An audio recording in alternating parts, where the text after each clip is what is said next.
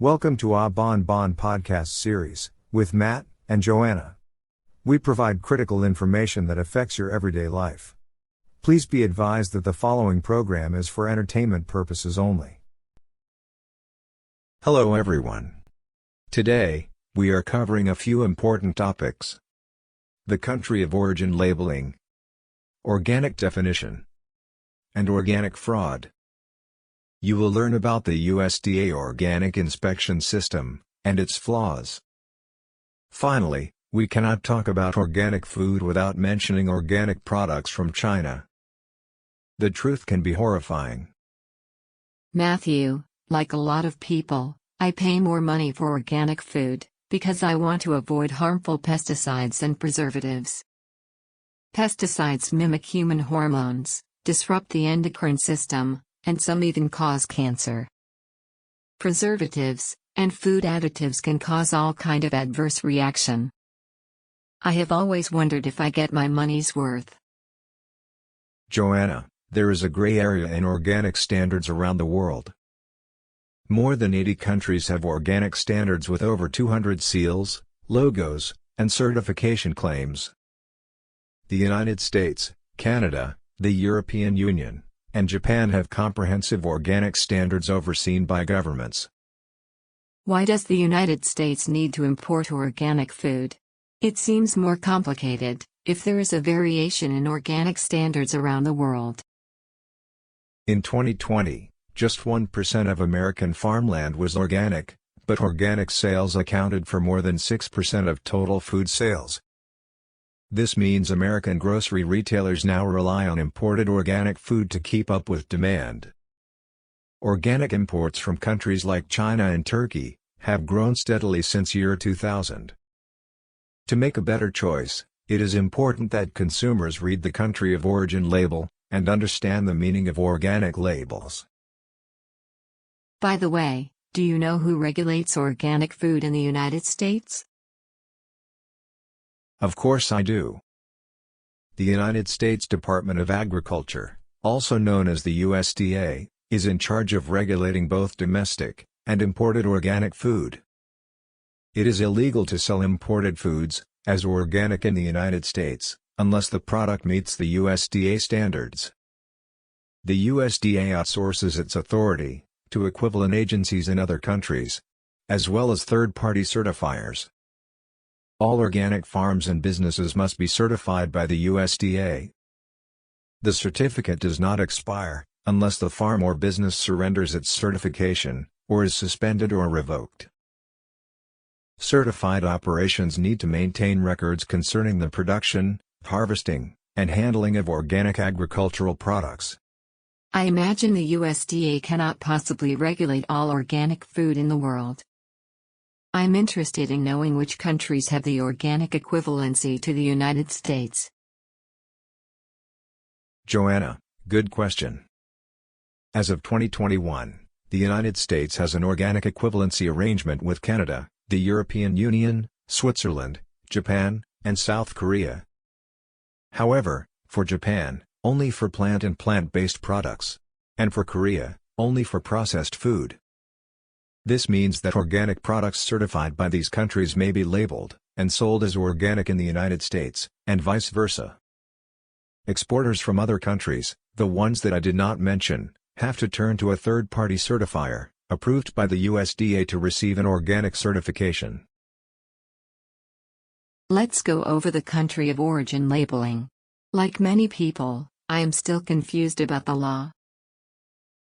All retailers with an annual gross receipt of more than $230,000 are required to list the country of origin on the unprocessed food products they sell. These include full-line grocery stores, supermarkets, and club warehouse stores. So, this means that smaller operations with less than $230,000 in revenues, plus restaurants, are not required to list the country of origin. Yes, you are correct. In addition, in 2016, the USDA removed the mandatory country of origin labeling requirements for beef and pork muscle cuts, and ground meat, in order to bring the United States into compliance with its international trade obligations. The country of origin labeling rules also require listing all countries, if raw materials from different countries were mixed in the same package. For example, frozen mixed vegetables from Mexico and Chile. I just wonder. Do you know why the country of origin label is not required in processed food? Processed food and dried fruit are not subject to the country of origin labeling requirements, since the cooking or drying process is considered curing that changes the character of the fruit or vegetables. However, trimming, cutting, chopping, and slicing are activities that do not change the character of the product. That is interesting to know. Matthew, I am done with the country of origin. Let's talk about the organic label definition and organic certification. According to the United States Department of Agriculture, or the USDA, organic certification requires that farmers or producers be inspected every year. Organic on-site inspections consist of all components of the entire operation. The inspectors also look at contamination, risk prevention, and record keeping. Genetically modified organisms, or GMOs, are prohibited from being used when growing or processing organic foods. Regarding organic agriculture crop, organic producers rely on natural substances and biologically based farming methods to the fullest extent possible. Produce can be called organic if it is certified to have grown on soil that had no prohibited substances applied for 3 years prior to harvest. Prohibited substances include most synthetic fertilizers and pesticides. Ionizing radiation, sewage sludge, and GMO seeds are not allowed in organic agriculture. It's good to know that GMOs are not allowed in organic products. I've read horrible stories about GMO crops. That is another topic of discussion that we need to cover. For organic meat and dairy products, regulations require that animals be raised in living conditions accommodating their natural behaviors, like the ability to graze on pasture, fed 100% organic feed and forage, and not administered antibiotics or hormones. During processing, the meat or dairy product should be handled in a facility that had been inspected by an organic certifier, and processed without any artificial colors, chemicals, preservatives, or flavors before being packaged. As for the USDA-certified organic processed food, regulations prohibit organically processed foods from containing artificial preservatives, colors, or flavors. The foods must contain a minimum of 95% of organic ingredients, excluding salt and water. Up to 5% of ingredients may be non-organic products such as baking soda, yeast, dairy cultures, and vitamins. Any genetically modified organism, or GMO, is prohibited. Regarding made with organic ingredients, the food package may contain at least 70% organically produced ingredients. The remaining non-organic ingredients need to be produced without using prohibited practices, such as genetic engineering, for example, but can include substances that would not otherwise be allowed in 100% organic products. The package will not bear the USDA organic seal. Matthew, I think most people assume that made with organic ingredients label means organic, but actually, up to 30% of the ingredients can be non-organic. However, GMOs are still prohibited. By the way, does the USDA really verify that the crops used are not GMOs? Joanna, we will discuss later about how the USDA reinforces the organic rules. It will shock you. How about pesticides? Are they used on organic crops? Yes, the majority of pest control materials permitted in organic agriculture are naturally derived from a plant, microorganism, or other natural sources. Organic standards prohibit most synthetic substances, commonly used in conventional agriculture, for at least 3 years, prior to the harvest of an organic crop. Synthetic pest control materials permissible in organic crop production include elemental sulfur, insecticidal soap, horticultural oils, and copper hydroxide. The USDA organic regulations allow residues of prohibited pesticides up to 5% of the EPA tolerance. Let me confirm what you just said. Synthetic substances, such as pesticides, can be used up to 3 years prior to harvesting the crops. For example, an organic apple tree may take several years to bear fruits. So, farmers can use anything 3 years prior to fruit harvesting. Yes, you are correct. According to Food Safety News, roughly 40% of the organic food sold in America tested positive for prohibited pesticide residue in 2 separate studies by the USDA. Only 5% of organic products are occasionally tested for pesticides, but not for pathogens, which account for the majority of foodborne illness outbreaks. In 2017, the Inspector General report said that organic produce automatically received a pesticide bath at the port, if pests or diseases were found in a shipment. In response to the Inspector General comments, the USDA stated that it has begun establishing procedures to notify importers and certifiers that they can no longer sell such shipments as organic. Wow, a pesticide bath on organic crops if they found pests on a shipment. This makes me wonder how many organic fruits that I ate got a pesticide bath. And even if the USDA notified the importer of the pesticide bath, will the USDA verify that the crops are not being sold as organic? By the way, how does the USDA regulate organic production worldwide? It is a huge task. Yes, you are correct. It is a huge task. To regulate organic food production, the United States Department of Agriculture, or the USDA, accredits certifying agents, which in turn can certify organic farms and businesses, according to the U.S. organic standards.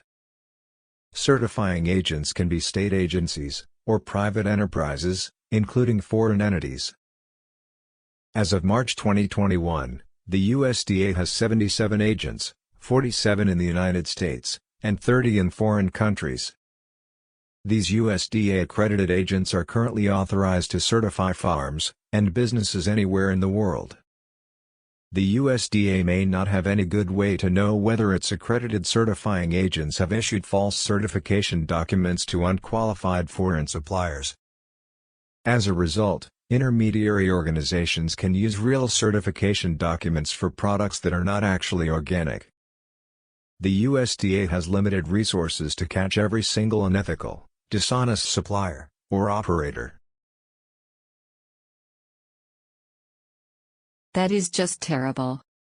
Certifying agents can issue false organic certification to unqualified foreign suppliers. This does not protect consumers at all. So, I can pay a premium price for organic products that are not organic. This is so outrageous. Yes, Joanna, and the situation is getting out of control, as the number has continuously increased. In 2007, USDA-accredited agents certified 27,000 organic producers worldwide. This certification allows approved foreign products to bear the USDA organic seal, and freely enter the U.S. market.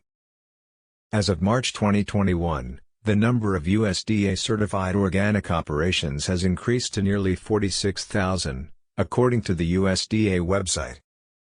United States, Mexico, and China rank top for having the most USDA organic certified operations. This also means that organic food products from China have been flooding the U.S. supermarket shelves. Matthew, as consumers, we need to know the truth about how the U.S. government operates. Let's discuss some of the flaws in the USDA organic inspection system. Yes, I agree. These are a few examples that we found during our investigation. In 2017, the USDA Organic Program Inspector General reported weaknesses during the audit of organic imports at the ports of New York, San Francisco, Seattle, Los Angeles, Philadelphia, Dallas, and Chicago. These are the observations or challenges. Lack of transparency. The process for determining organic standards equivalency between the USDA and foreign governments is not fully transparent. Lack of verification of organic import documents. U.S. ports of entry are not in the business of verifying the required National Organic Program import documents regarding organic agriculture. The United States Customs and Border Protection officials have told the USDA they have limited capacity to take on additional responsibilities and have no current authority to review organic imports. Lack of USDA authority at the port of entry. Currently, the USDA does not have the regulatory authority to establish and implement specific controls on organic products at United States ports of entry. There is no mechanism to consistently discover or block incoming fraudulent organic shipments. The current statute does not clearly provide the USDA with the authority to stop sale, hold product, or recall products in the marketplace or at the borders. No traceability back to the farm. Organic products are often traded through brokers or intermediaries, who are not required to be certified. The current oversight system does not require traceability back to the farm to verify whether it is organic or not. Wow, as organic consumers, who spent a lot of money on organic food, I am just furious to hear what you just said. Joanna, listen to this. In 2019, according to the Washington Post, Cornucopia Institute, a farm policy research group, found significant variation in how certifiers interpreted regulations, and variations that frequently benefited huge corporate farms. Since the farms and food businesses pay certifiers, the compliance may be questionable, or even dishonest at times. Matthew, I can see a conflict of interest here. I'm surprised that the U.S. government let this happen. Joanna, unfortunately, this is the reality. Many USDA-accredited certifiers started as non-profit companies, established by farmers in the early days of organics, but have turned into multi-million-dollar corporations, pursuing certification of multi-billion-dollar corporate agribusinesses. In 2010, the USDA banned a leading American inspector, Organic Crop Improvement Association, or OCIA, based in Nebraska, from operating in China because of a conflict of interest. OCIA used employees of a Chinese government agency to inspect at least 10 state-controlled farms and food processing facilities. For years, OCIA has been one of the leading inspectors of Chinese organics for the United States market. Matthew, please tell me more about the OCIA. The OCIA is a non-profit organization, founded by American farmers in the 1980s. It has remained one of the most active certifiers, licensed by the USDA National Organic Program. Today, its operations are in Canada, El Salvador, Guatemala, Japan, Mexico, Nicaragua, Peru, and the United States. Wow, that is a big business. Let's talk about fake USDA organic certificates. I am curious to know, what is the fine for violating the law? Falsely representing products as certified USDA organic violates the law and federal organic regulations. Using fraudulent documents to market, label, or sell non-organic agricultural products as organic is punishable by fines of up to $18,530 for each violation. From 2011 to 2020, the USDA National Organic Program reported 150 fraudulent USDA organic certificates. They may have been created and used without the knowledge of the operator or the certifying agent named in the certificate. Most of them were discovered within 1 or 2 years, but some had gotten away with it for more than 5 or even 10 years. The United States had the most fraudulent certificates, followed by China and South Africa. How about worldwide organic fraud? I heard that it has been on the rise. Organic grain costs more to produce than conventionally grown crops, and therefore, it is sold at a higher price. Unfortunately, due to financial motives and unethical behavior, organic food fraud has been on the rise around the world. These are a few examples. In 2013, in Italy, prosecutors identified 23 suspected members of a counterfeiting ring that set up a dozen shell companies across Europe, which issued fake organic certificates for conventional food products. In 2017, 3 shipments containing millions of pounds of corn and soybeans from Romania and the Ukraine were sold to Turkish distributors as conventional crops, but labeled organic by the time they reached the United States. In 2019, a Missouri man, who fraudulently sold over $140 million worth of conventional corn and soybean grains as certified organic, was sentenced to more than 10 years in prison and a $128 million penalty. The grain was mostly used as animal feed, primarily for organic chickens and cattle, from 2010 to 2017. This was the largest organic fraud case in history. The Missouri man committed suicide 3 days after the sentencing. Wow, I am just speechless. Why is organic fraud from Turkey on the rise? Under the USDA rules, a company importing an organic product must verify that it has come from a supplier who has a USDA organic certificate. However, the verification does not apply to the original farmers, who supply the crops to an intermediary. As a result, fraudulent organic labeling has been on the rise. The United States market is the easiest for potentially fraudulent organic products to penetrate, because the chances of being caught are very slim. The USDA has not issued any major sanctions for the import of fraudulent grain. Joanna, what I am about to tell you is even more disturbing. In 2017, The Washington Post did an investigation and found fraud in 3 shipments, each involving millions of pounds of organic labeled corn or soybeans. All 3 shipments, originally from Romania and the Ukraine, were sold to Turkish organic certified distributors as conventional crops. Then, these distributors labeled them as organic and exported them to the United States. These imported corn and soybean shipments were sold as animal feed for organically raised chicken and cows. 4 months after the soybeans had arrived at a California warehouse, and after the Washington Post had notified the USDA, officials tested the crop for exposure to pesticides. By that time, about 21 million pounds of the 36 million pound shipment had already reached organic farms, who were not aware of the fraud. Wow, this shows how slow the USDA is in catching crooks, even when a newspaper has notified it about the fraud. This is heartbreaking, and made me wonder about organic products. How would you feel if you paid a premium for organic chicken, who ate conventional crops full of pesticides? I will feel like I have been robbed.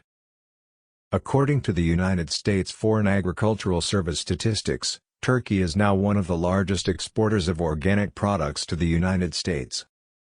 In 2013, for example, a report by the Research Institute of Organic Agriculture found that half of European importers had detected pesticide residues on organic products from Turkey.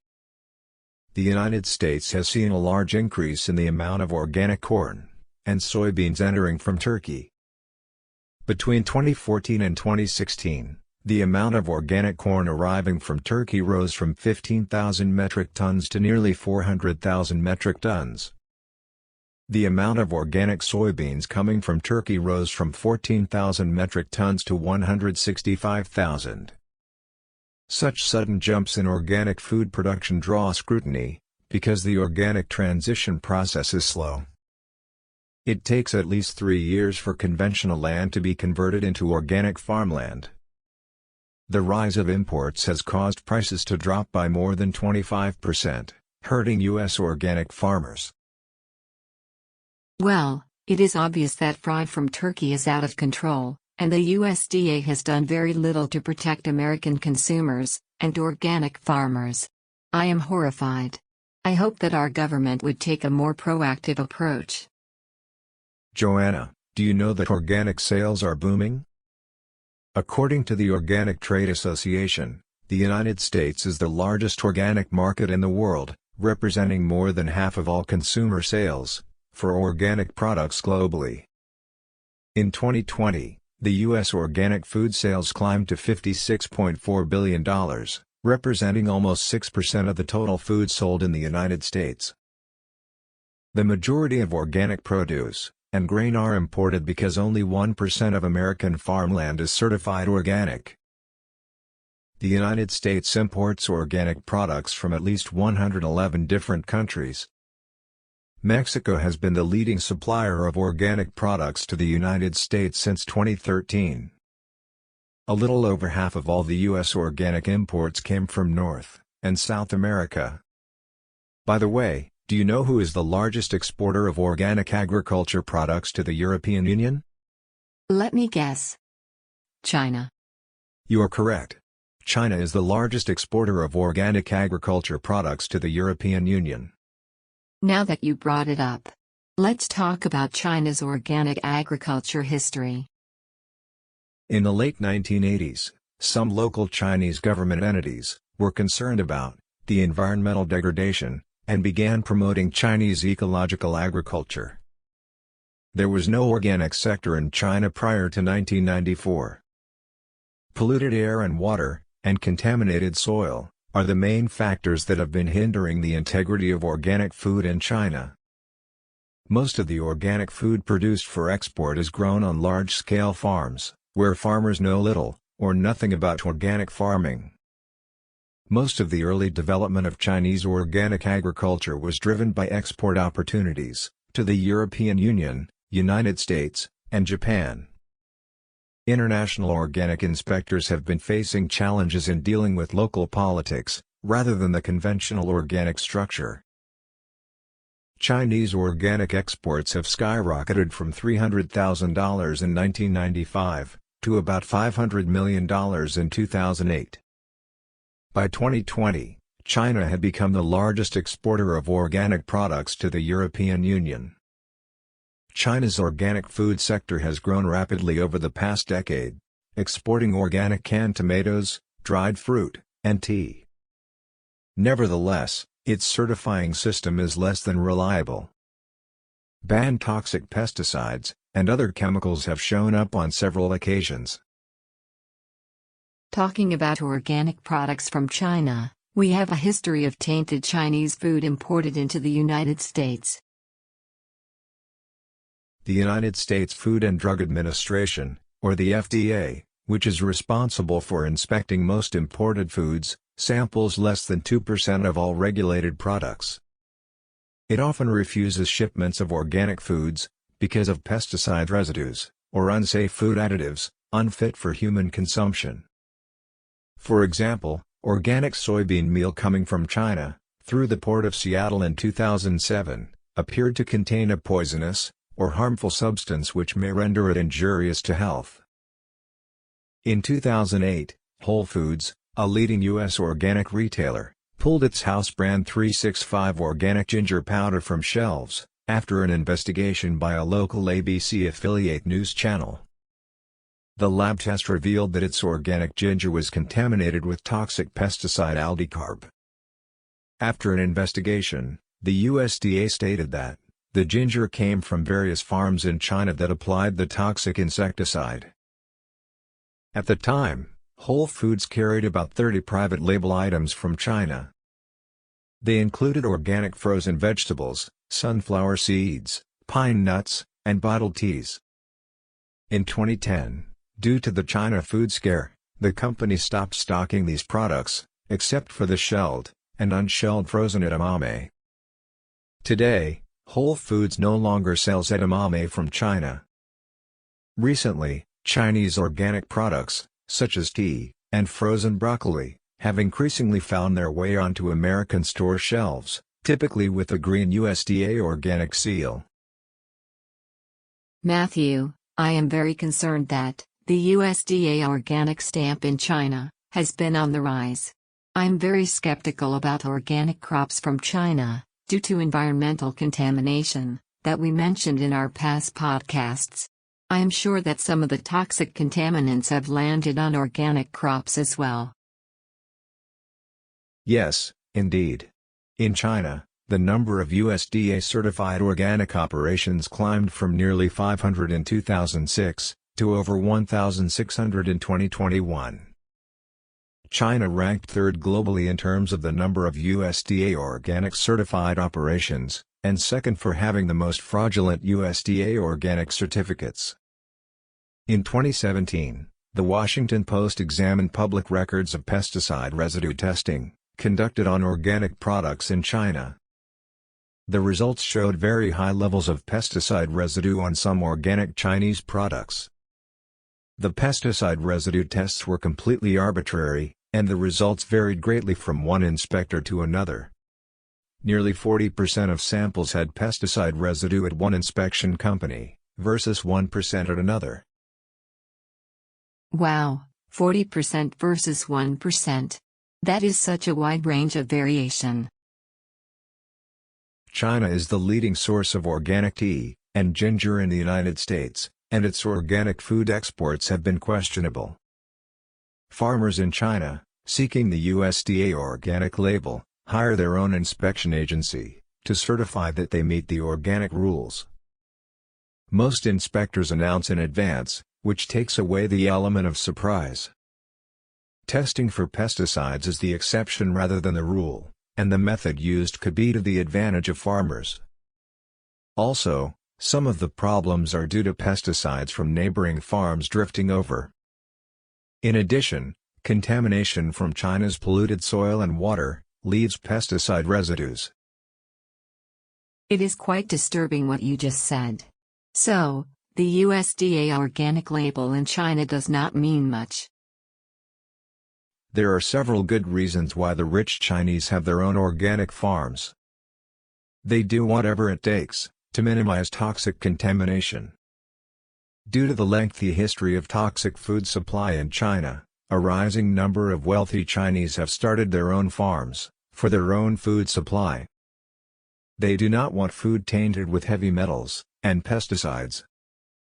As we mentioned in our previous podcasts, more than 80% of water from Chinese wells is too contaminated to drink.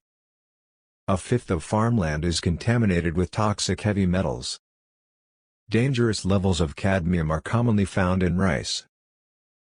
In 2016, a Chinese Thai billionaire started an organic farm near Beijing. It consists of 2.5 acres of glass greenhouses, which protect crops from air pollution. The soil is imported from Denmark. The use of pesticides and fertilizers is strictly banned. The farm produces 5,000 kilograms of food a year, for ultra-wealthy golf course members. Middle-class Chinese purchase organic food, and imported food online, such as Australian beef, and Canadian lobsters. Sales of fresh food on the internet have been booming. China's political elite, and champion athletes, eat from secret organic farms of a specialized military food supply chain. Interesting. Even the Chinese do not even want to eat their own food. But the United States and Europe welcome organic food from China. For the past several years, I have read the country of origin label very carefully. But how do I know for sure that my organic salad dressing, for example, does not contain organic ingredients from China? I guess I will stop buying processed food and eat out at the restaurant less frequently. This will save my health and money. Joanna, unfortunately, United States invented processed food and fast food. Unlike other places around the world, people here in the United States, especially Southern California, spend most of their time being stuck in traffic or working long hours. Who has time for cooking food from scratch? This kind of lifestyle is perfect for processed food and fast food. When you buy processed food or eating out, you do not know what is in your food. This is another topic of discussion.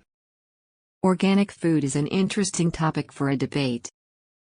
I have friends that do not care about anything that we just discussed today, but then, they take 3 different medications. One friend even said, everyone takes medications. so it is normal that she takes them. Unfortunately, it has become a norm in America. In my case, I got off all medications and became healthier now than 10 years ago, when I started watching what I eat and stay away from hidden toxins in food. Joanna, you are what you eat. We only have one body, and we need to take care of it. It is not like we can go to the hospital to change our body parts every few years, like we do with cars.